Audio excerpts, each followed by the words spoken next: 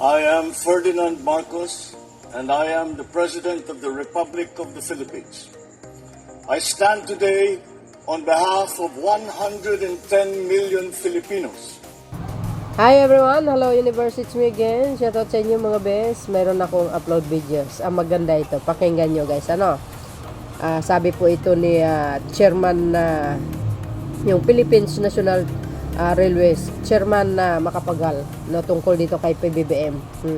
Alam nyo ba ito? Ito po yung railways. Mga kababayan. From Pampanga to Calamba, Laguna, Caloocan.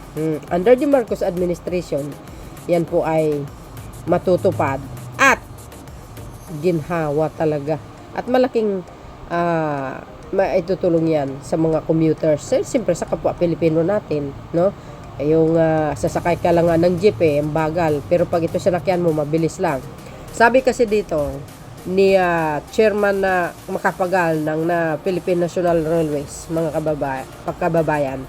Sabi niya, PBBM is the father is all railways system. OMGs. Bakit kanyo? Bago nyo panoorin yung interview ni Mr. Macapagal ng Philippine National Railways, ay talaga naman guys.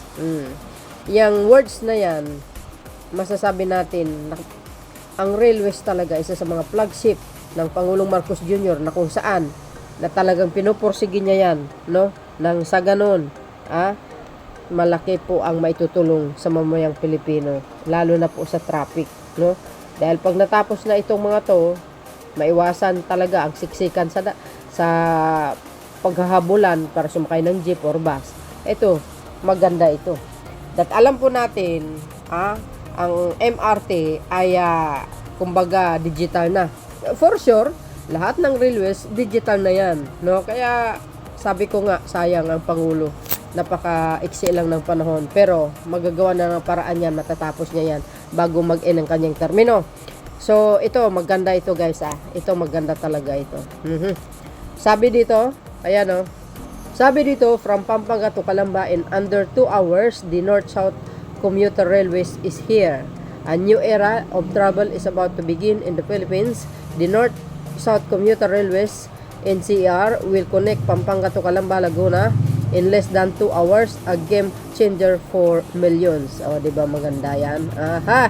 This cutting-edge railway stretches over 160 kilometers and can reach speed up 160 kilometers, making it one of the fastest train in the country. Di ba? Ang galing, no? With 408 transit, every train can carry up to 2,228 passengers per trip, ensuring comfort and efficiency. Di ba, mga bes? Kaya nga tinawag si PBBM ng Father all railway system yan Bakit kanyo? Guys, ang Mindanao Railways Project, ayan po ay nasa blueprint ng dating Pangulong Marcos Sr. Gusto sana ipapatupad, no, ni Digong. Kaso lang umatras ang China kasi nag-iba na ang administration. So dahil dyan, dahil hindi pa naman na kumbaga naumpisan, ito under discussion mo pa, mga kababayan. For sure, baka huli yan yung Mindanao Railways Project na yan. Matutuloy kasi under the discussion, sabi po ni Chairman. Kaya panoorin nyo may sinabi niya.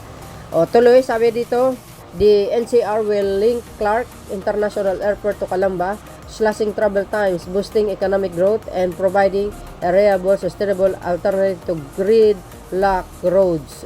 Diba? Bukod sa mga malaking natutulong talaga ito, guys, no? Ako, excited na ako kasi malapit dito sa amin, no? Para madali na lang pagpunta ko na Maynila.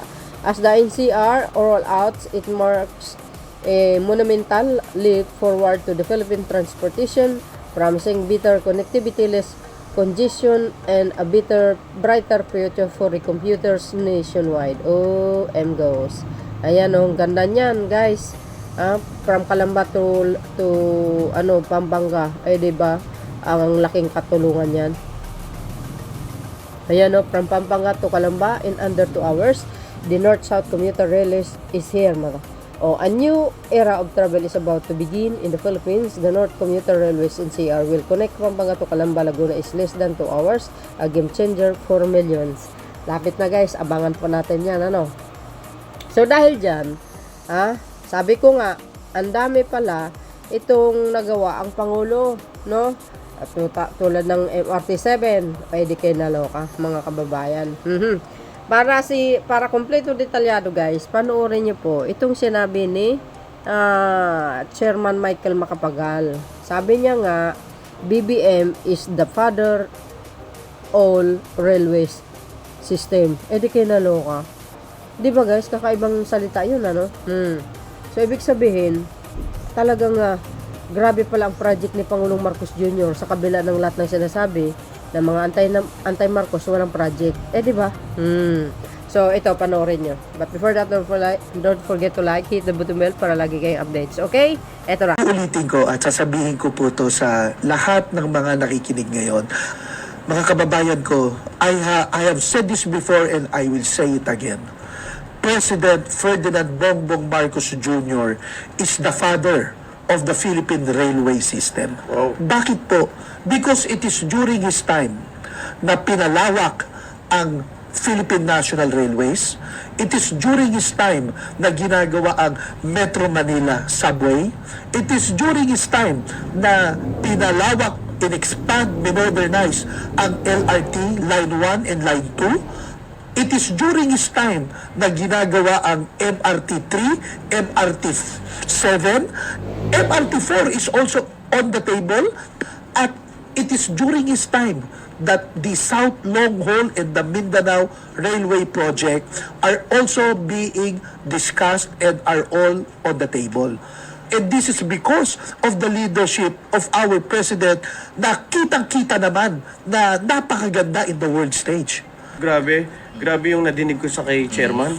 Father of Railways, Philippine Railways. Mabigat-bigat So, na taguling yun, ha? mean to say, pwede nating sabihin, magiging flagship ito ng ating kasama mahal sa na mga Pangulong flagship. Bongbong Marcos. Sa Build Better and More. Kasama po talaga sa flagship projects ng ating mahal na Pangulo. Alam po ninyo, I want to say this. It is the greatest honor of my life to be working for, I think, one of the greatest presidents in our lifetime, si President Marcos. Why? Because his vision is ahead, no, of regular people. Naniniwala po ako sa kanya. Kaya po ako nagtatrabaho ng double time. In fact, para maipatupad ko ang pangarap niya, dahil ang pangarap po ng ating mahal na Pangulo ay para tulungan ng ating mga kababayan at i-uplift ang buhay ng the Filipino people.